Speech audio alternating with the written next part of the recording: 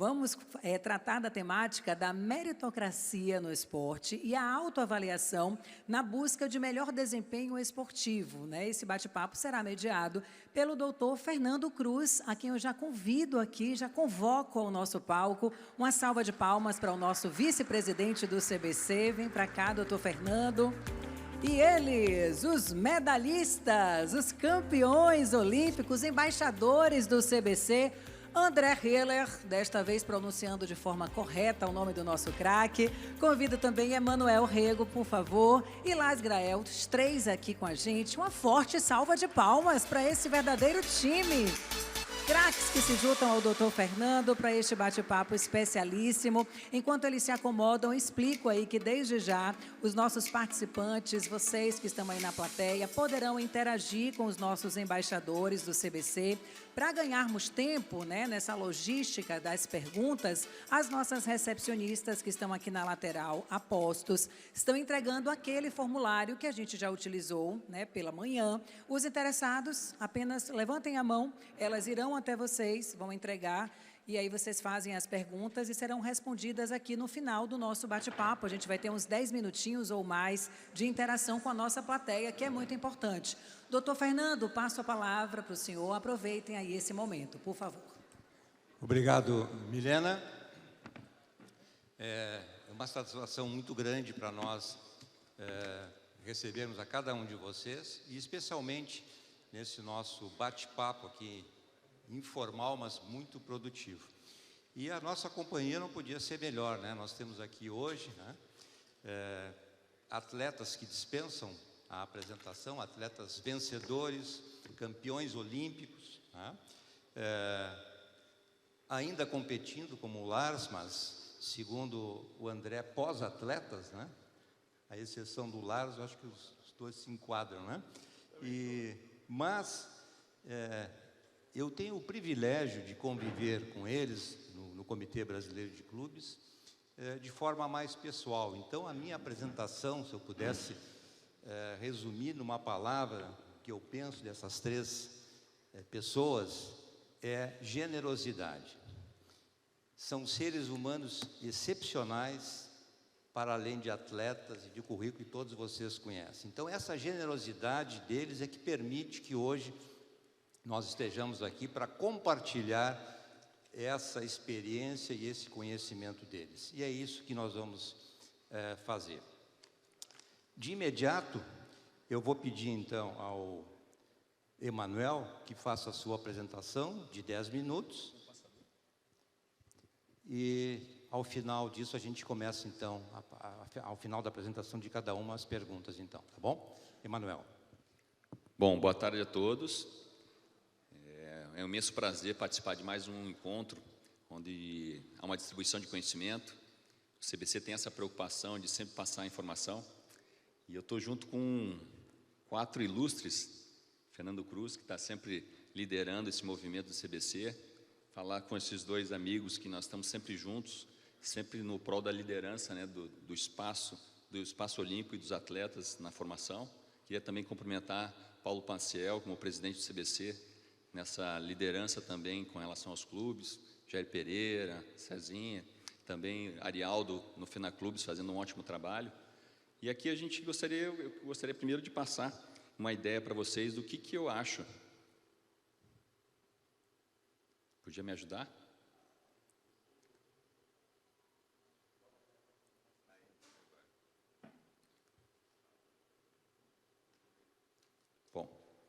Eu queria primeiro passar o que eu acredito sobre o esporte. Né? No esporte, desde quando eu comecei lá no colégio, depois passei pelos clubes, eu sempre imaginei que eu queria ser a melhor versão de mim mesmo. Acho que essa é a busca que nós, como atletas, como técnicos e como também gestores, a gente tem que buscar. É sempre tentar fazer a nossa melhor versão. E como que a gente faz isso? Eu lembro que quando eu jogava ali no Círculo Militar, no Curitibano, que era uma fase que a gente tinha entre 14 e 16 anos, é uma fase que a gente é muito orientado. Como atleta, eu não tinha muito conhecimento do que eu queria, qual a formação de objetivos que eu queria ter. Então, eu escutava e era orientado pelas pessoas que faziam o voleibol de quadra naquela época. Então, os objetivos que eles priorizavam para nós. Ó, esse ano nós temos 2 competições, a nível metropolitano, a nível estadual, então eu confiava plenamente no que eles estavam nos passando. Então, o meu melhor era ouvir o feedback deles. Como que eu estou? O que eu estou fazendo para melhorar? Então, essa é a primeira fase que a gente passa nessa carreira esportiva, que a nossa melhora é através do olhar do outro, o olhar do técnico, o olhar do preparador físico, o olhar até do gestor. E a segunda fase, quando eu estava já com 18 para 19 anos, que é uma fase que você começa a controlar mais a sua carreira, que é aí que eu coloco os objetivos e aí ser uma versão melhor do que a gente é.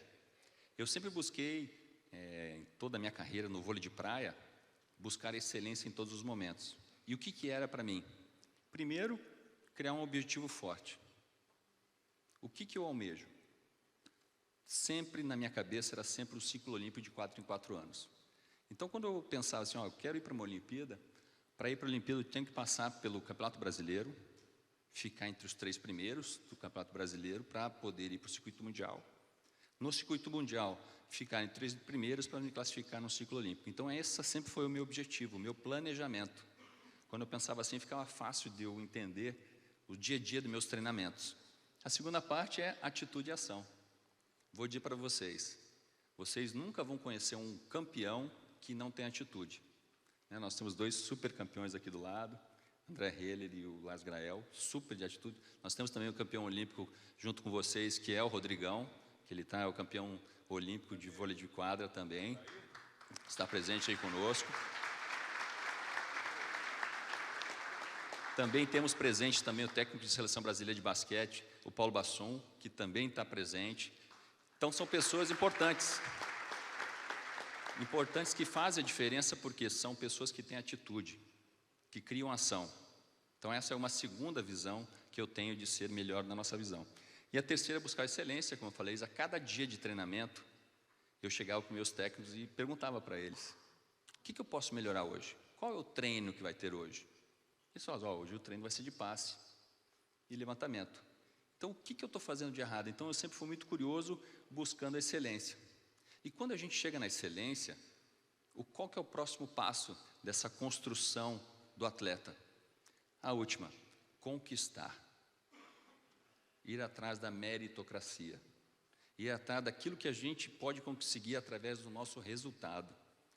Então, eu sempre fui um atleta, junto com o meu técnico, e junto com o meu parceiro, sempre com o Ricardo, o Zé Marco, eu sempre busquei excelência para ter a meritocracia. E para mim, o que é a meritocracia? É o comprometimento. Saber que se eu e o meu parceiro e a minha equipe, nós treinássemos o máximo que a gente pudesse, melhorasse nossa técnica, entendesse os nossos adversários, a gente ia ter o mérito de estar entre os primeiros. E no vôlei de praia, o que é o mérito de estar entre os primeiros? Melhores patrocínios, visibilidade, ter oportunidade de jogar campeonatos que até então a gente não poderia.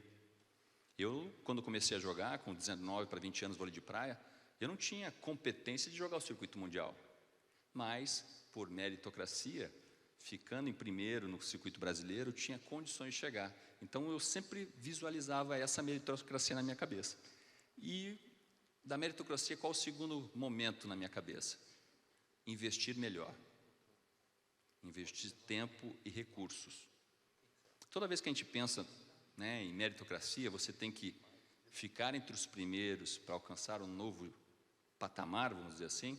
Você tem que investir melhor seu tempo, treinar melhor, fazer o seu tempo de treino melhor, mais eficiente, para você conduzir a melhor forma para chegar na meritocracia.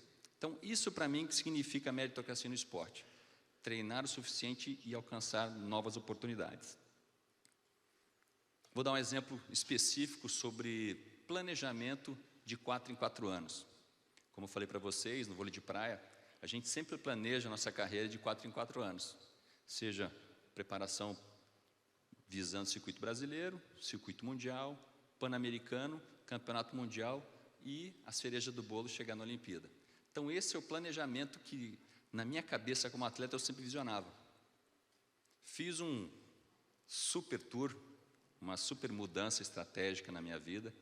Depois da Olimpíada de 96, fui morar nos Estados Unidos com o objetivo de mudar meu ciclo olímpico. Por quê? Os americanos, naquele momento, eram os melhores do mundo, tinham uma técnica super avançada, jogavam muito melhor que nós dos outros países, e eu coloquei na minha cabeça, quero aprender com eles e vou lá disputar o circuito americano. Então, meu plano era ficar de 98 até 2004, passar 2 ciclos olímpicos nos Estados Unidos, aprendendo, disputando o circuito americano, que era a AVP, junto com o circuito mundial, que era a 5B, pensando em Olimpíada. Então, chegou o ponto que, quando na volta da Olimpíada de 2000, nós não fomos muito bem sucedidos, ficamos em 9º lugar, eu e Loyola, o meu plano começou a quebrar. Eu tinha o desejo de ficar morando mais tempo nos Estados Unidos, e assim que a gente ficou em 9º lugar na Olimpíada, eu tive que replanejar, reorganizar, repensar o que fazer. Então, nesse ano de 2000, eu fiz as mudanças principais. Voltar para o Brasil, jogar o circuito brasileiro novamente, jogar o circuito mundial, encontrar um novo parceiro e fazer um ciclo novo de 2000 a 2004. Então, o que acontece? Tem momentos na nossa carreira que a gente tem que se reprogramar. Todo ciclo de 4 em 4 anos, ele é válido para você reprogramar. E eu conto essa história porque a gente tem que ser humilde e dizer, realmente, não foi um projeto bem sucedido, vamos fazer de novo. E aí vem a segunda parte. Depois que eu tomei essa decisão de voltar para o Brasil, montei uma parceria praticamente invencível, que foi com o Ricardo, e para essa parceria a gente fez várias mudanças. Primeira delas, ter curiosidade. O que as equipes estão fazendo? O que os americanos estão fazendo diferente? O que os europeus fazem para a gente se atualizar? Então, isso é muito importante, a gente ter humildade também de enxergar onde nós estamos. O que eu estou fazendo nesse ciclo olímpico? A segunda, além de comparar, é inovar. Nesse ciclo olímpico, eu e Ricardo, a gente estava almejando primeiro o ciclo de 2004, a gente trouxe uma preparação psicológica. Trouxemos o trabalho de estatístico para o vôlei de praia, que até então não existia.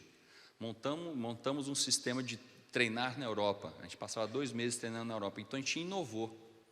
As experiências do passado foram importantes para a gente incorporar novos momentos. Então, nós buscamos sair da zona de conforto. Por que eu conto isso para vocês? Porque o vôlei de praia, como eu disse, é de 4 em 4 anos. Então, você tem sempre que fazer uma reavaliação.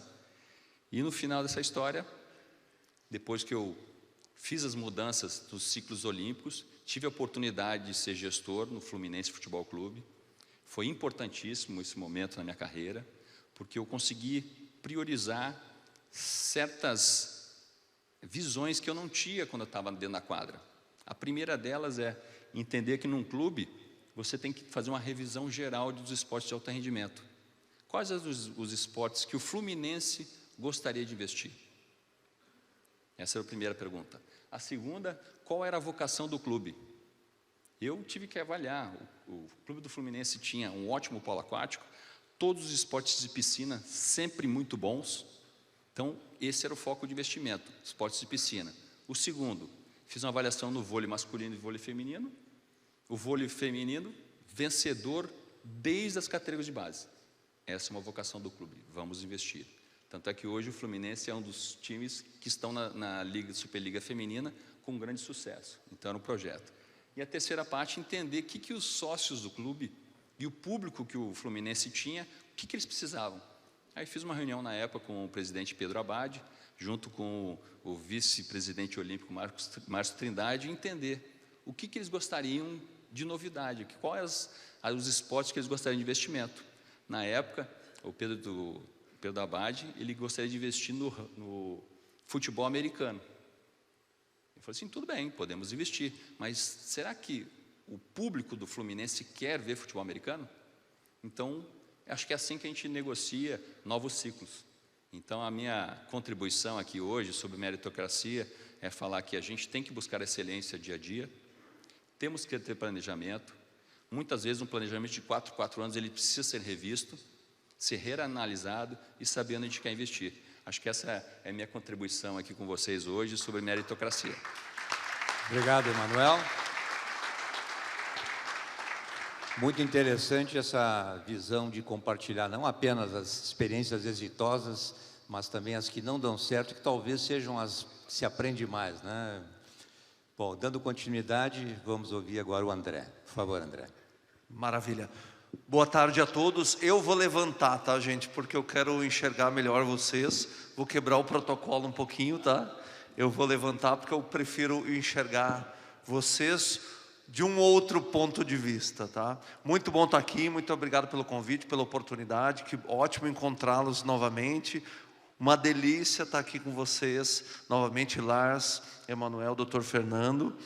Gente, quando a gente pensou sobre o tema deste painel, e aí esse tema envolve meritocracia, autoavaliação e desempenho, eu confesso para vocês que desde sempre eu me entendo como um entusiasta do desempenho.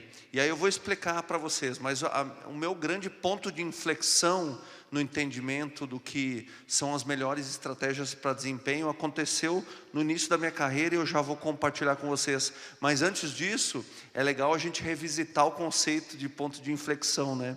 Se eu me lembro bem nas minhas aulas de matemática, porque ponto de inflexão tem o seu conceito oriundo da matemática, que diz assim: ponto de inflexão é um ponto específico em que uma concavidade em uma curva, concavidade de uma curva é invertida. Na música, por exemplo, ponto de inflexão é a mudança de tom tocado. Ou seja, transformação é o que está por trás de qualquer inflexão. E a minha transformação no que diz respeito a desempenho aconteceu no início da minha carreira. Através, aí sim, de um outro tema importante aqui do painel, que é a autoavaliação / autoconhecimento. Infelizmente, no Brasil, houve um grande movimento de banalização do autoconhecimento. Hoje o core do meu trabalho acontece no ambiente corporativo.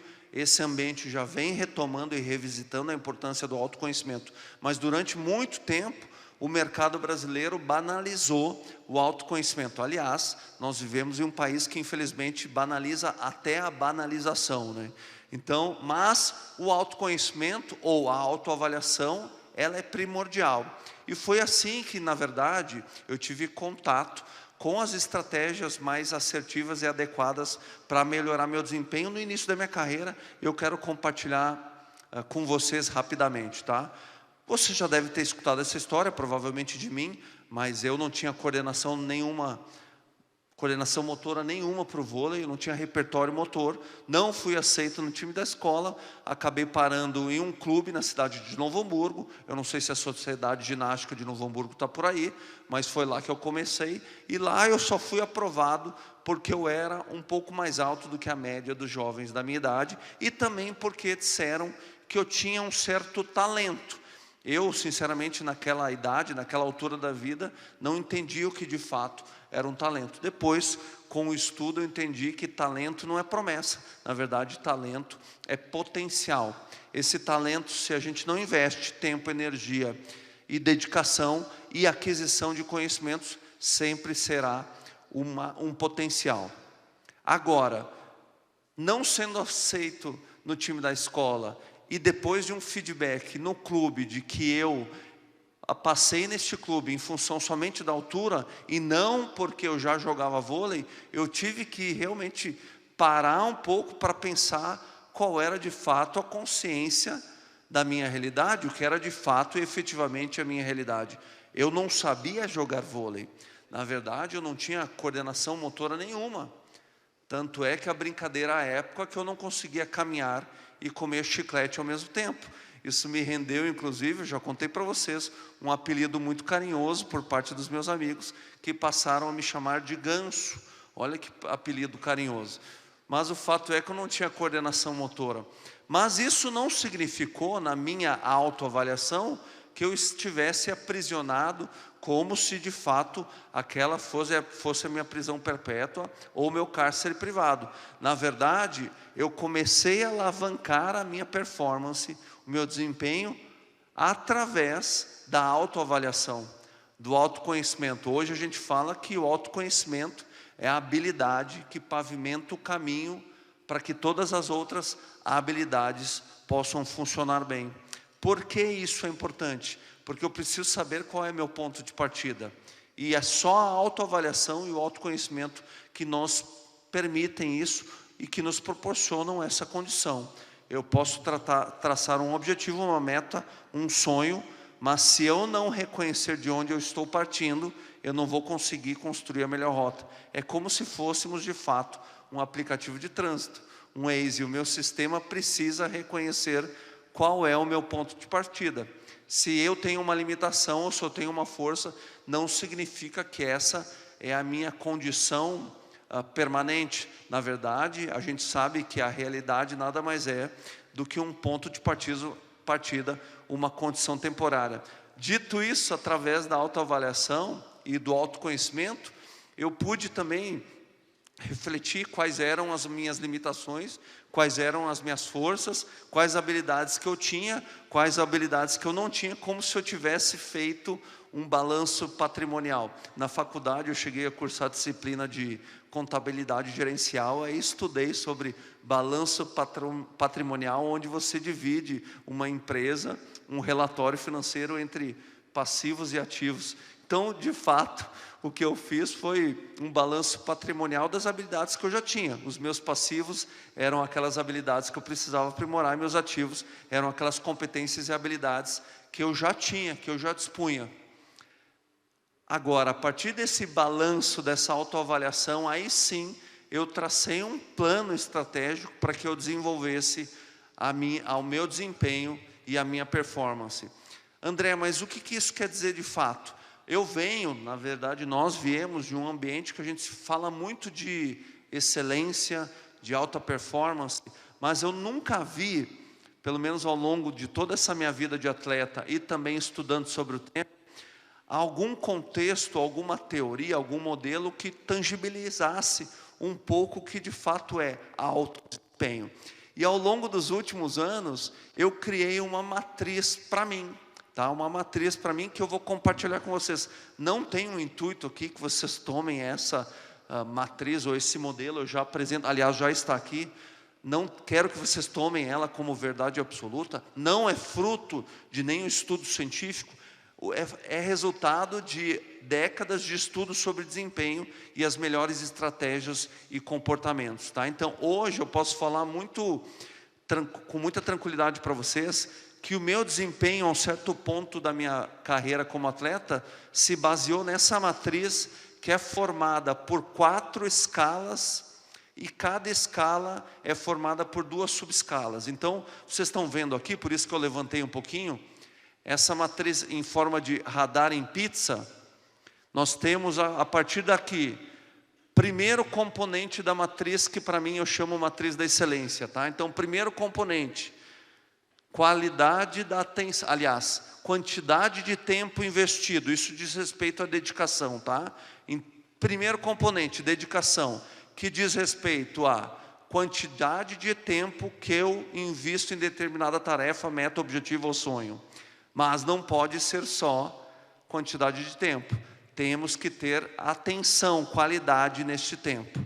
Segundo componente é o que eu chamo de capacitação continuada, tá? O que é capacitação continuada? Capacitação continuada é a aquisição permanente de repertório, de conhecimentos e aprendizados. Mas não pode ser só aquisição, porque se a gente só adquirir, isso não é capacitação continuada, na verdade, isso é obesidade cerebral. Eu preciso adquirir, mas eu preciso colocar em prática. Aqui a gente está falando de inovação, tá, gente? Terceiro componente que eu quero compartilhar com vocês é o que a gente chama no esporte de comprometimento. É uma palavra muito falada no vôlei, né, Manuel? Comprometimento, mas eu vejo pouca gente pensando sobre o que é de fato comprometimento. Se a gente for num bom dicionário, a gente vai ver que comprometimento está escrito assim: comprometimento, consciência do compromisso funcional. É preciso saber o que a gente precisa fazer, e para fazer bem feito, a gente precisa colocar à disposição todo o nosso repertório. Isso diz respeito ao comprometimento. E por fim, lá nos últimos 2 Últimas 2 etapas diz respeito a engajamento. Segundo o Instituto Gallup, tá, gente? Engajamento é o desafio do século XXI para qualquer organização, inclusive organizações esportivas. O que é engajamento? Engajamento é conexão emocional, é você estar conectado de fato com aquilo que você está fazendo, mas também essa conexão precisa impulsionar para a ação. Afinal de contas, intenção sem ação é igual a 0. Mas por que eu estou mostrando isso para vocês, gente? 2? Por que eu estou mostrando isso para vocês, gente? Porque esta matriz da excelência que eu usei durante muito tempo da minha vida e uso até hoje, não me fornece uma verdade absoluta, mas me fornece um mapa de calor e comportamentos tangíveis para eu avaliar onde eu estou dedicando mais tempo, menos tempo, onde eu estou dedicando mais qualidade ou menos qualidade. É um mapa de calor.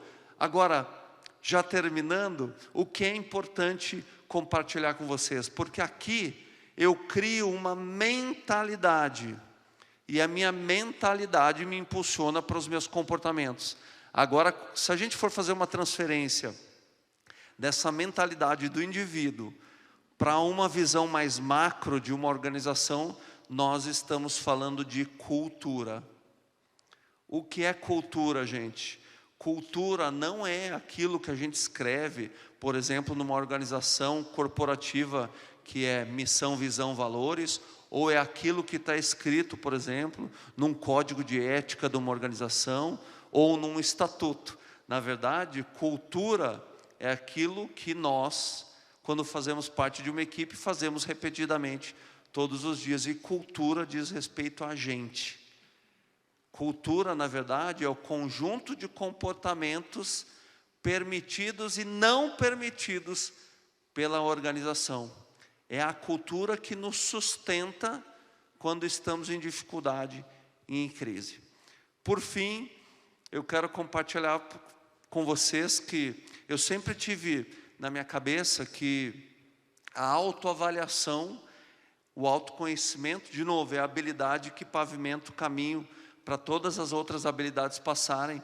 E aí me remete a uma frase do Jim Collins em um dos seus livros, um dos livros mais vendidos do Jim Collins, é chamado Empresas Feitas para Vencer. Ele faz uma analogia muito legal com a autoavaliação e a sua relevância no desempenho. Ele diz assim: antes de uma organização, de um CNPJ, de um time, de uma empresa olhar pela janela, é importante olhar para o espelho. Obrigado. Obrigado, André. Muito interessante essa ideia do autoconhecimento, né? O autoconhecimento é importante não só para o desenvolvimento profissional, esportivo, e pessoal e até mesmo de liderança, né? Afinal, é impossível liderar alguém se a gente não se lidera a si mesmo. Lars, agora a bola está contigo. Sobrou para o mais antigo aqui encerrar, né? Doutor Fernando, André, Manuel, clubes participantes aqui do seminário do CBC. O tempo é curto, né? Não tenho tempo de fazer uma palestra. Então, para falar sobre autoconhecimento e meritocracia, eu vou focar muito em 2 palavras que eu acho que são importantes nisso, que é a inspiração e a ambição. Na minha trajetória, a inspiração veio de família. O avô, que era velejador, tios campeões mundiais, medalhistas em Jogos Pan-Americanos, foram para a Olimpíada. Eles representavam para a gente a inspiração. Para você ter o ambiente para chegar lá, o clube. Nós sabemos que a matriz do esporte brasileiro é clubística. O Rio Yacht Clube em Niterói, o Yacht Clube de Brasília, os clubes onde eu passei e que me apoiaram. Então tinha a inspiração, era fundamental a ambição. Receber o conhecimento básico vindo do avô, dinamarquês, velejador, conhecimento. Isso é uma coisa fundamental hoje que o CBC tem a capacidade de fazer, uma metodologia de transferência do conhecimento, porque um esporte como o nosso, a vela, é curioso. O Brasil tem 55 clubes de vela, yacht clubes, bastante, 55. 19 medalhas olímpicas, mas, curiosamente, 17 vieram de 2 clubes, os menores. Yacht Clube Santo Amaro, na represa Guarapiranga, em São Paulo, 8 medalhas olímpicas. Rio Yacht Clube, em Niterói, 9 medalhas olímpicas. Então, 17 medalhas de 2 clubes, 2 no resto. São clubes melhores? Não, são clubes pequenos. O Rio Yacht Clube tem 130 sócios, mas ali veio ilhas de conhecimento. Reinaldo Conrad, precursor de medalhistas olímpicos na vela em São Paulo, os irmãos Schmidt em Niterói. Então, essa transferência de conhecimento beneficiou a um grupo. Ter hoje a capacidade da gente acumular conhecimento para transferir para outros clubes, talvez o X da questão. Por que os portugueses fizeram uma academia de Sagres, né? A Escola Naval de Sagres? Cada navegador que ia explorar o mundo trazia um conhecimento. Você tinha que armazenar isso para passar para o próximo. Vasco da Gama, Fernão de Magalhães, Pedro Álvares Cabral. A vela do Brasil ainda precisa encontrar uma forma de fazer o download de conhecimento de pessoas que possam passar para novas gerações. Então, para a gente, o sonho veio como que é comum a todos nós aqui. Treinamento, repetição. Pode ser doloroso, mas você tem que ter o gosto de fazer aquilo, a ambição de buscar o resultado. Para isso, tem que ter a motivação em busca de resultados. Eu tive com o Torben precocemente ser campeão mundial de vela em 83, em Portugal. Era evidente para a gente que o maior objetivo a partir dali era a primeira Olimpíada, Los Angeles, 84. Aí tem uma particularidade. Quando eu comecei a velejar na classe Tornado, que é um catamarã, não era a minha vocação, não era a minha motivação velejar esse tipo de barco, mas era o que aconteceu. Tive que me adaptar a um proeiro meu que comprou um Tornado, um barco que eu não sabia velejar.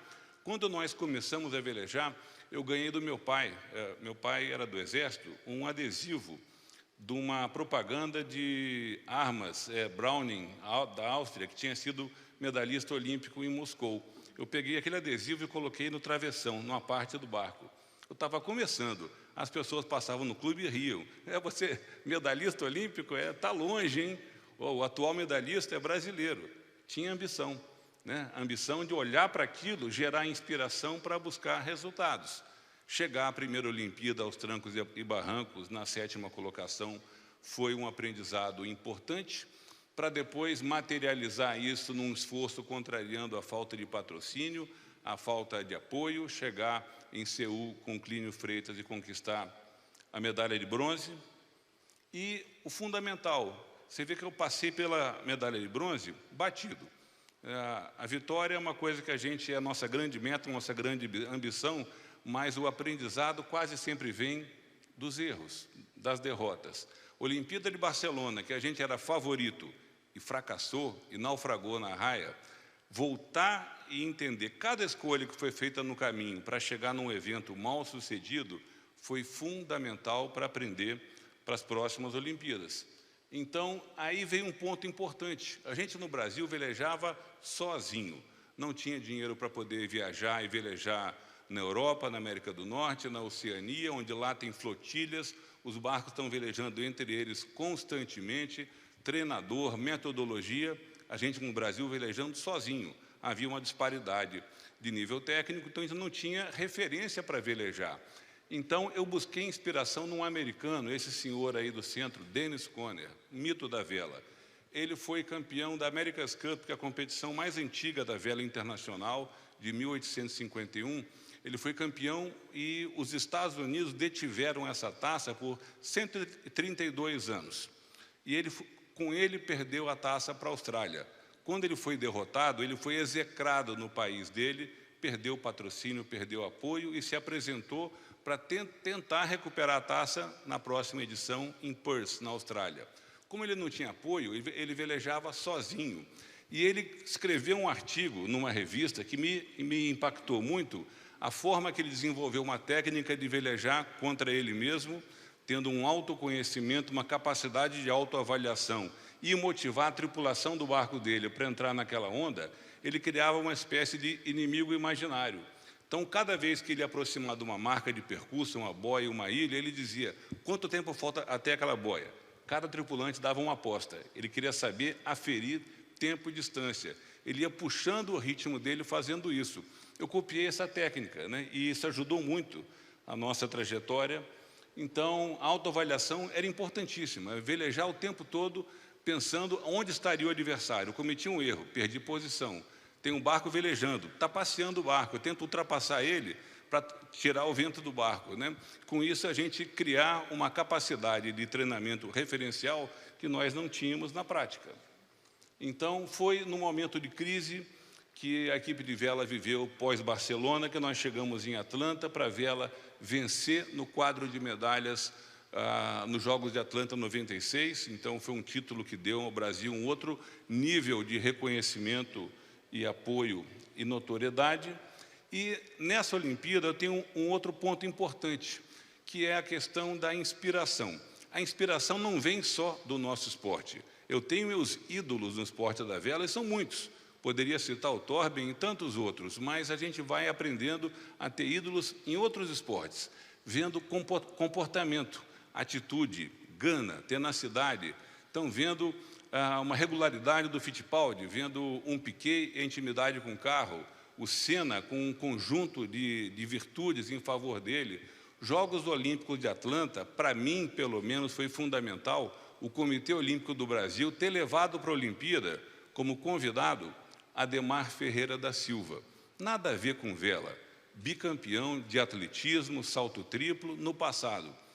Mas a presença dele entre nós, o fato dele tocar no meu ombro, conversar, desejar boa sorte, falar sobre controle de ansiedade, vindo daquele homem, gente, era uma inspiração fundamental. Então, foi assim que eu voltei ao pódio 8 anos depois, dessa vez com Kiko Pelicano.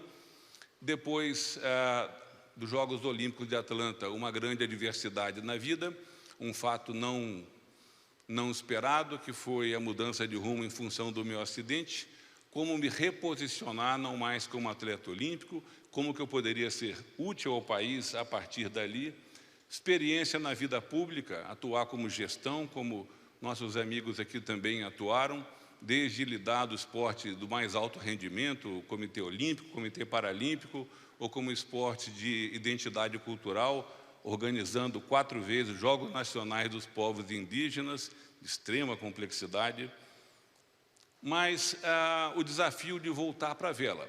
O que para mim parecia uma página virada, o desafio do meu próprio irmão, de eu aceitar isso, ter a adaptação em velejar em barco totalmente adverso do que eu velejava, que era o catamarã, que era o tornado, e com a diversidade de velejar com uma perna só contra atletas normais.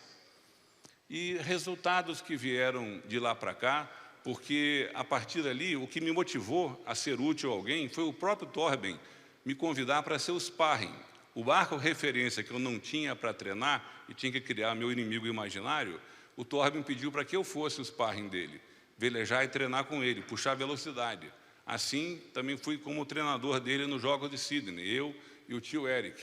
E então ganhei a motivação de tentar treinar, competir e resultados que vieram de lá para cá.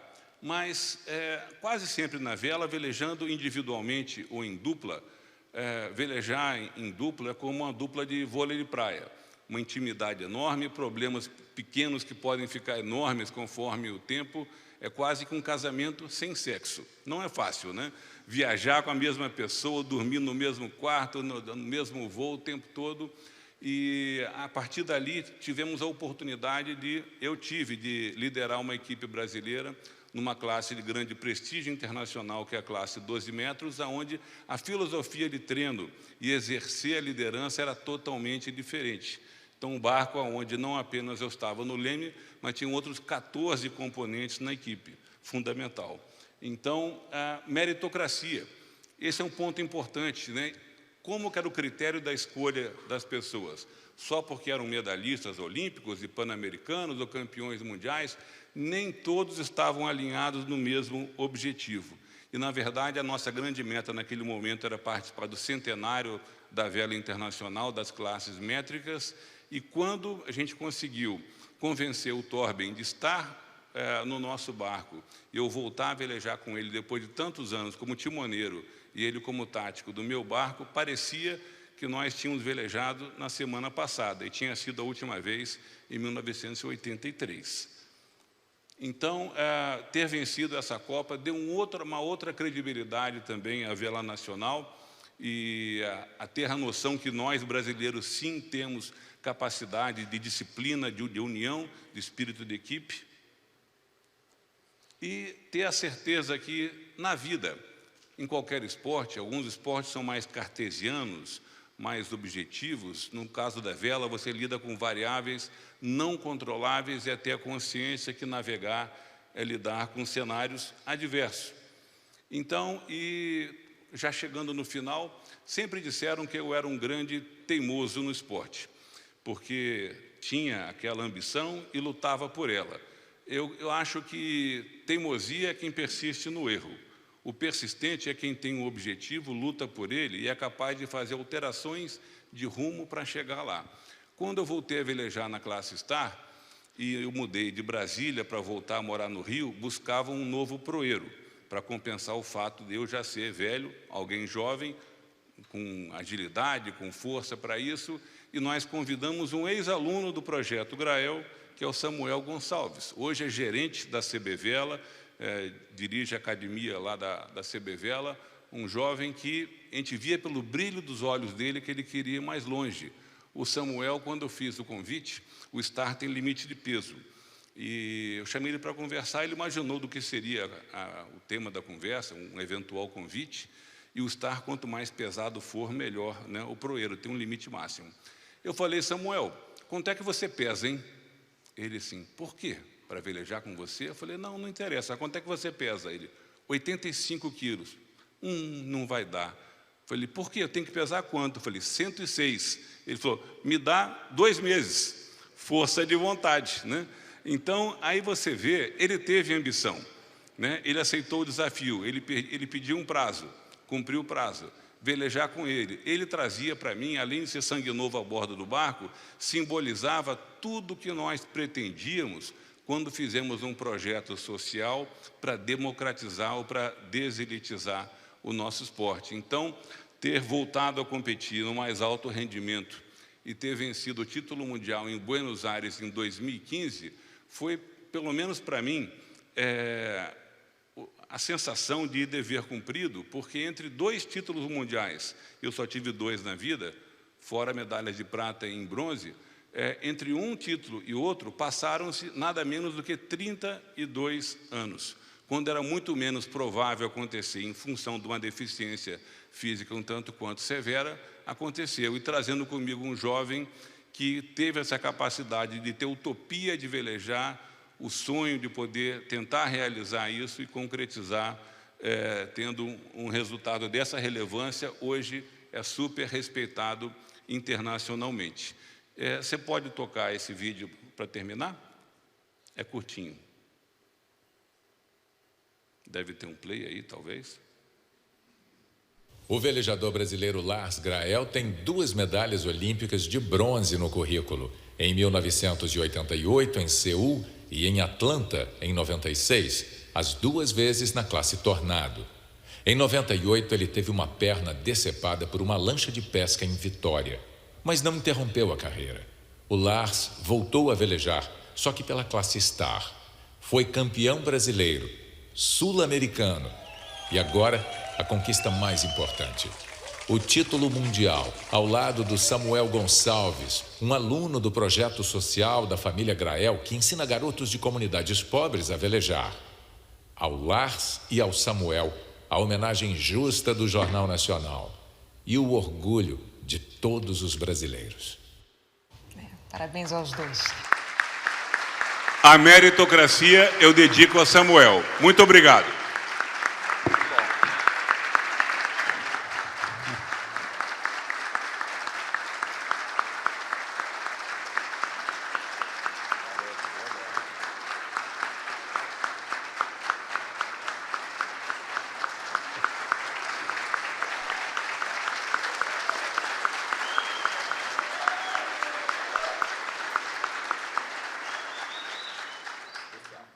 O que eu posso dizer?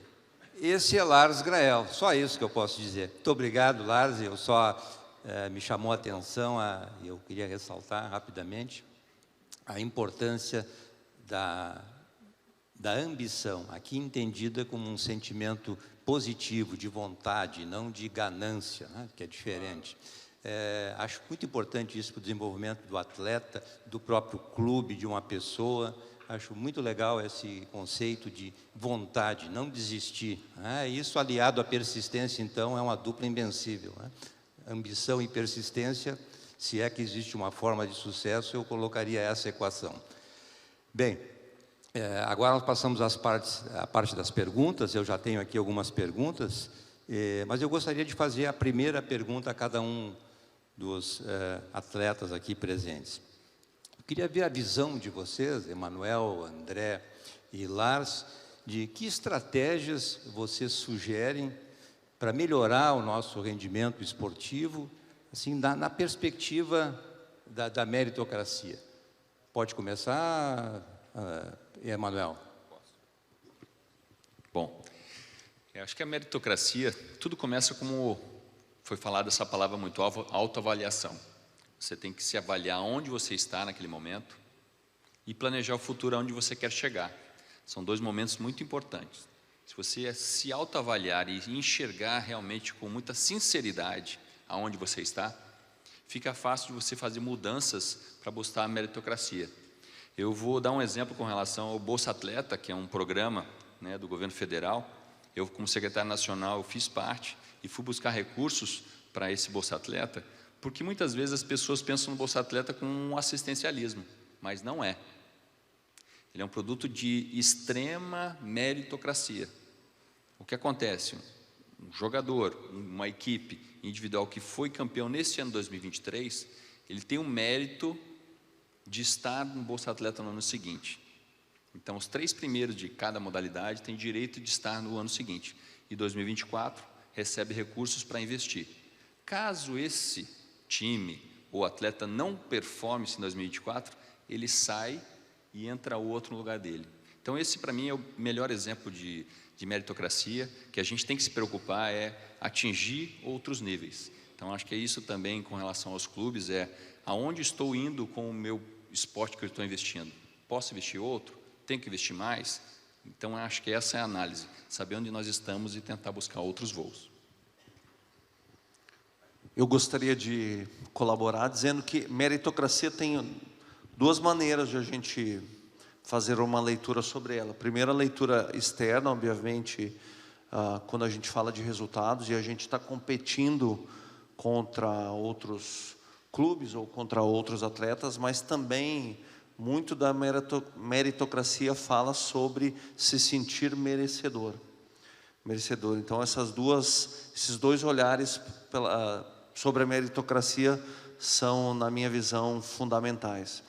Agora, quando a gente fala de meritocracia e também quando a gente fala de estratégia para melhorar o desempenho, a gente precisa medir, mensurar aquilo que está sendo feito para a gente entender como chegar no objetivo que se deseja.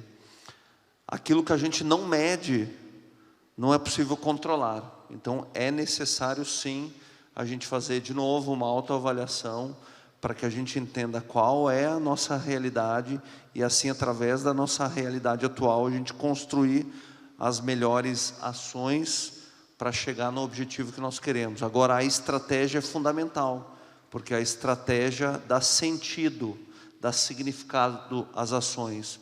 É a estratégia que vai servir de bússola para nos guiar no sentido de nos mostrar que tipo de ação agrega valor e gera resultado, ou que tipo de ação não deve ser feita. São as estratégias que servem de bússola, na verdade. Eu comparo esse tipo de estratégia a quando nós vamos planejar uma viagem, por exemplo, né?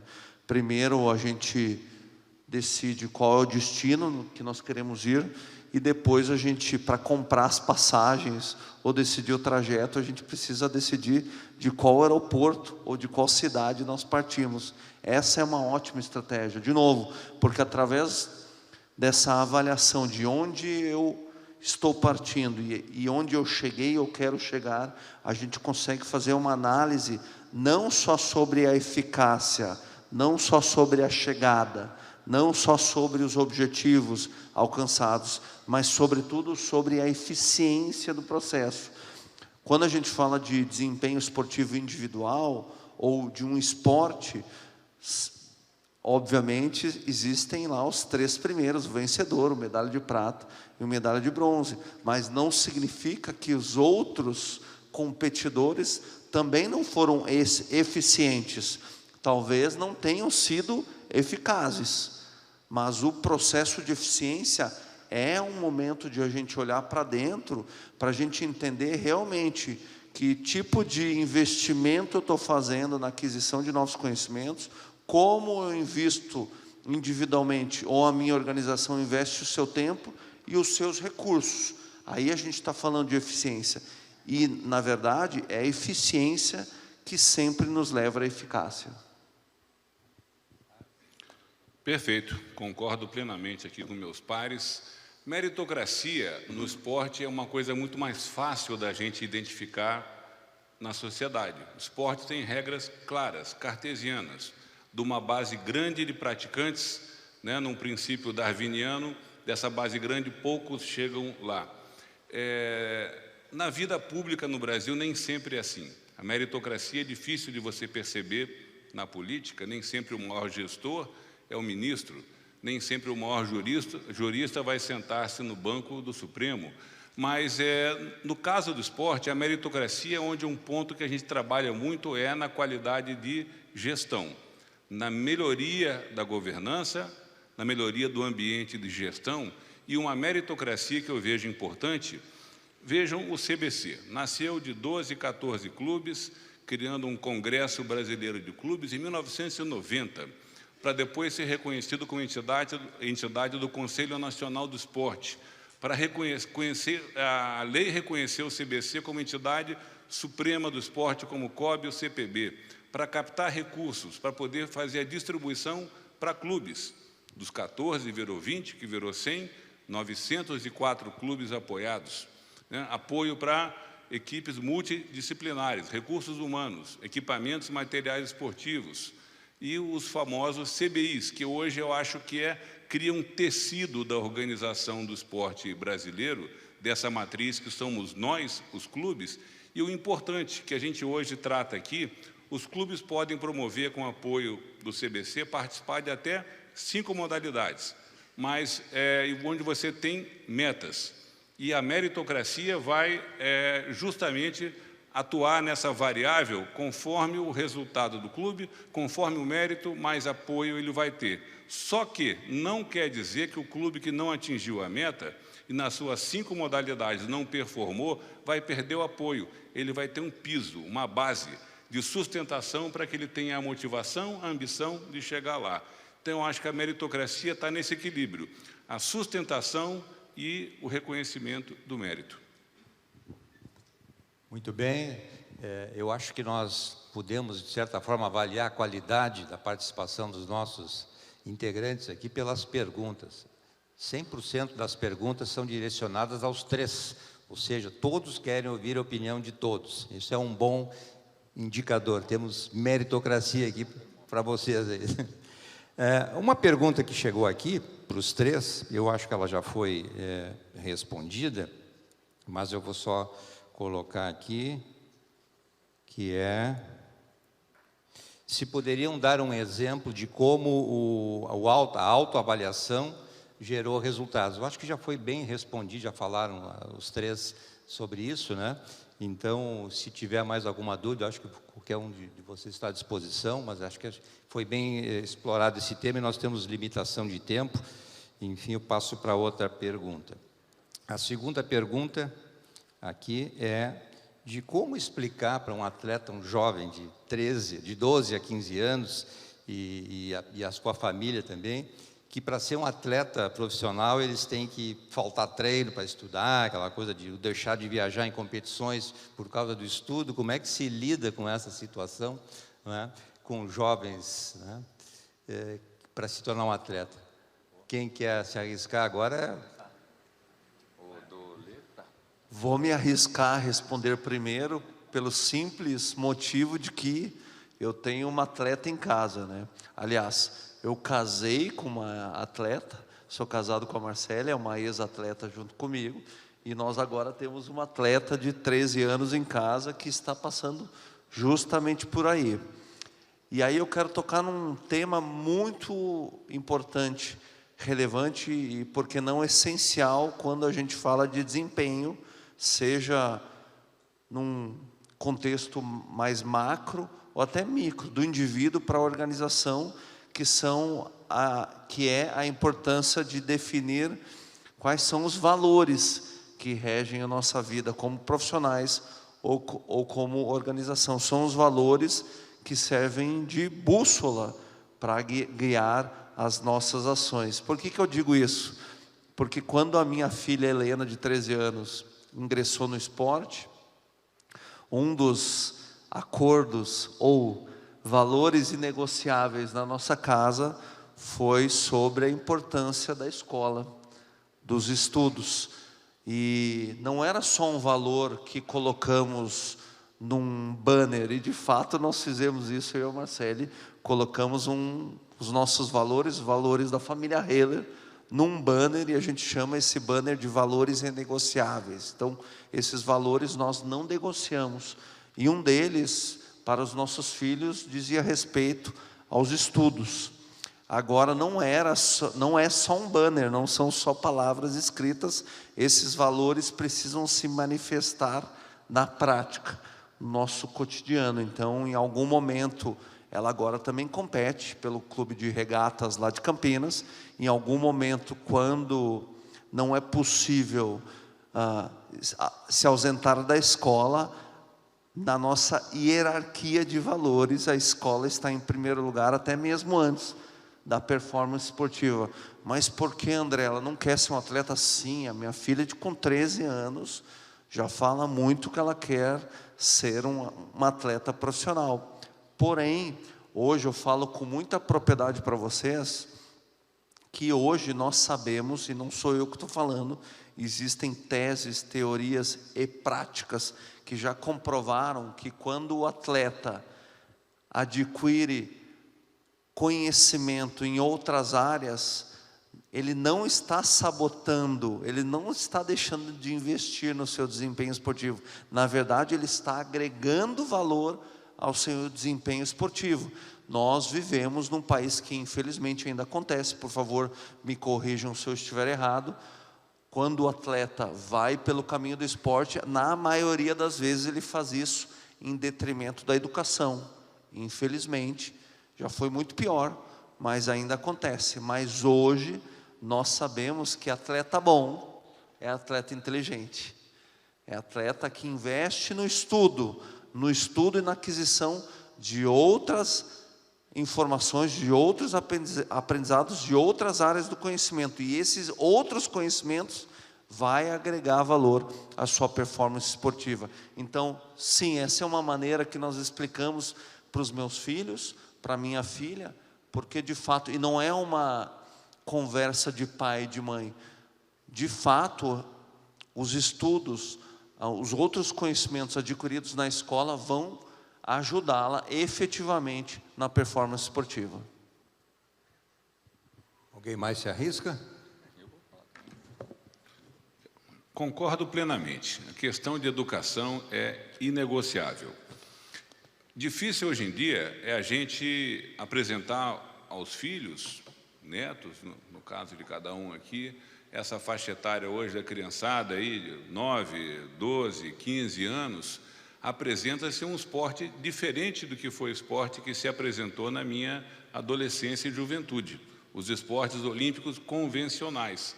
Hoje você tem os esportes de aventura que chegaram junto, né? O skate, que é urbano, o surf, que é marítimo, a escalada, mais os jogos eletrônicos, né? Então, por exemplo, o esporte ensina a gente a aprender a ganhar e aprender a perder. Mas eu via com meu filho uma dificuldade enorme de ensiná-lo a aprender a perder à medida que ele passava o dia jogando o jogo da FIFA lá. olhando a televisão com a maquininha dele, cada vez que ele estava prestes a perder, ele dava um reset. A vida não é assim. Quando a gente está prestes a perder, a gente perde. Então, a gente aprende com aquilo, tenta adquirir conhecimento para tentar ganhar. Não dá para resetar a vida o tempo todo, ela é uma só. Mas eu acho que a gente vai entendendo essa dinâmica, mas mesmo que o jovem talento seja profissionalizado muito cedo e ele tenha que viver do esporte ou dedicar o tempo ao esporte, nem que seja o ensino à distância, a educação é inegociável, ela é fundamental. Para ele chegar no mais alto nível, o cidadão pode ser intuitivo na vela e por isso ser campeão, mas ele nunca será o máximo se ele não tiver conhecimento de física. O esporte é pura física, aerodinâmica, hidrodinâmica, vetores, resultantes. Se ele não conhece, desculpa, ele vai ter uma limitação. Tem que educar. Emanuel, posso só completar uma questão aqui? Desculpa, mas não vou comer teu tempo, pode deixar. Gente, é que tem uma questão que a base do pensamento do empreendedorismo fala que, usam um termo em inglês, inclusive, para conceituar isso, que chama work in progress. O trabalho acontece durante o processo, e o aprendizado vai acontecer durante o processo. E o erro hoje, ele é uma condição importantíssima de aprendizado. O erro, a frustração, a derrota, nos concede lições que o acerto e a vitória não concedem.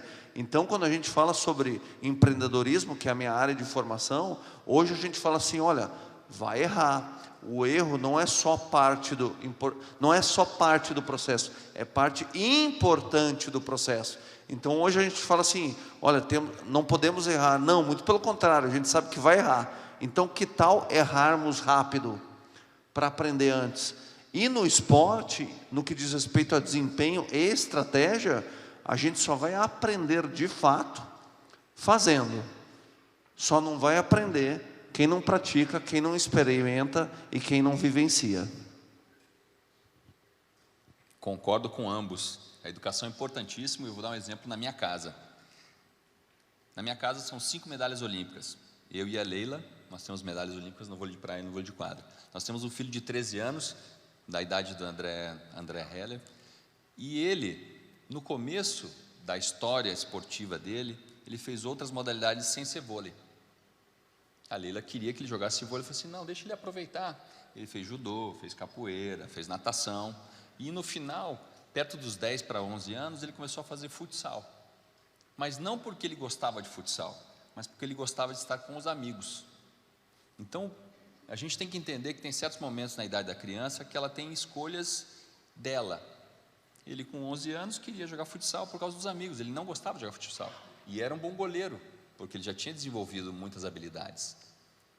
Passou um tempo jogando futsal, veio a Olimpíada de Tóquio, agora em 2021, ele simplesmente se apaixonou pelo vôlei.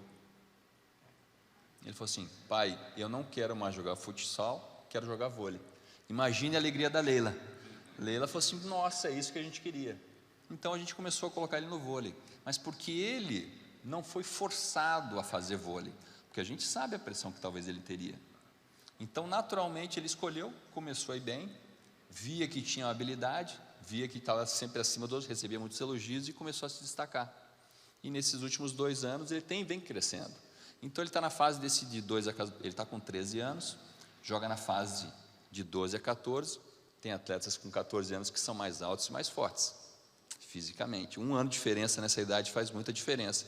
Mas ele já entende que ele é um dos menores. E teve um campeonato há uma semana agora no Sesc, que ele ficou em 2º lugar, veio muito chateado por ter ficado em 2º lugar.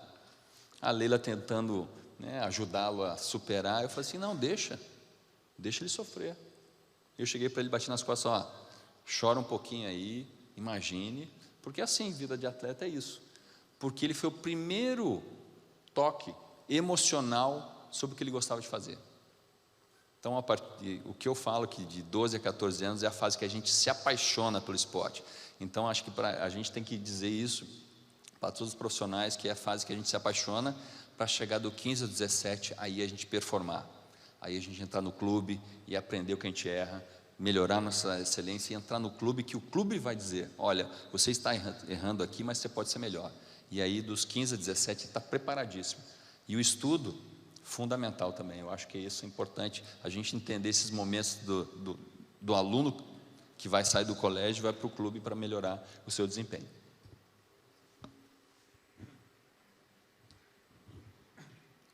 Obrigado. Tem uma outra pergunta aqui que eu vou me permitir fazer um comentário.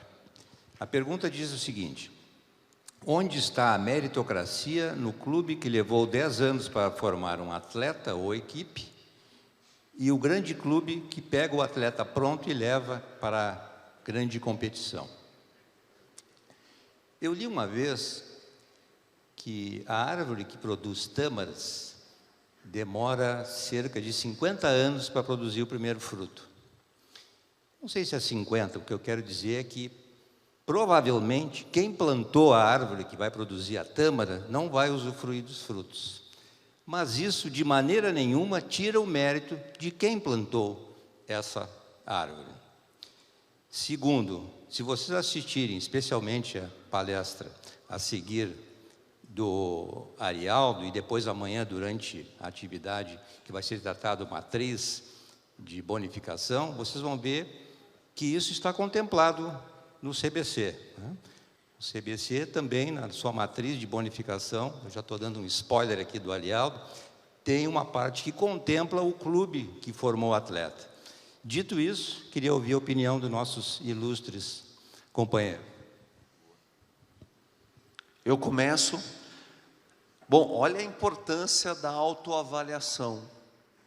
Então, olha a importância da autoavaliação. Então, este clube levou 10 anos para formar o atleta, e aí um clube maior foi lá e captou esse atleta. Essa é a situação.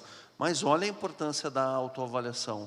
É uma condição, é uma ocasião de o clube olhar para dentro e entender, espera aí, quem formou este atleta? Sem dúvida nenhuma, foi este clube. Neste caso, o clube formador é este clube que levou 10 anos para formar o atleta. O clube grande se torna, assim, simplesmente o clube captador. Não simplesmente, porque também tem mérito nisso. Mas, de novo, nós falamos sobre a importância da autoavaliação. E meritocracia também. Meritocracia, talvez nesse sentido, não signifique só que o atleta foi para um outro grande clube, mas sim na autoavaliação se entender como um clube formador de fato. E aqui vale a pena a gente ressaltar que meritocracia não diz respeito só a resultado, mas sim a constância, a consistência, a estabilidade da organização na formação dos seus atletas e, obviamente, de resultados, mas também no processo e na eficiência.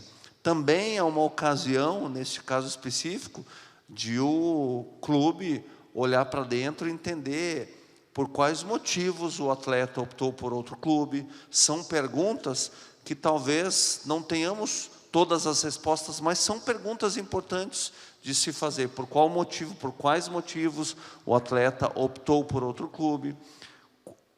O que nós podemos fazer dentro de casa, nos nossos processos, para que o atleta, em outro momento, opte em de fato ficar em casa. Então, são ocasiões que a gente tem para aprimorar processos e comportamentos. Nossa, esse é um tema muito importante no Brasil, isso acontece bastante mesmo, e eu vejo uma evolução. Acho que há uns 10 anos atrás era muito mais fácil você ver isso. Mas com o sistema que o CBC está criando, está projetando, esse clube formador ele tem a possibilidade de vir pegar recursos e dizer assim, olha, eu quero dar um passo a mais. Se os meus atletas, que eu crio com tanta maestria e excelência, para eles não saírem daqui, eu preciso dar um upgrade em algum dos meus setores. Ou na área de competições, ou na área de meritocracia para os atletas, mantê-los.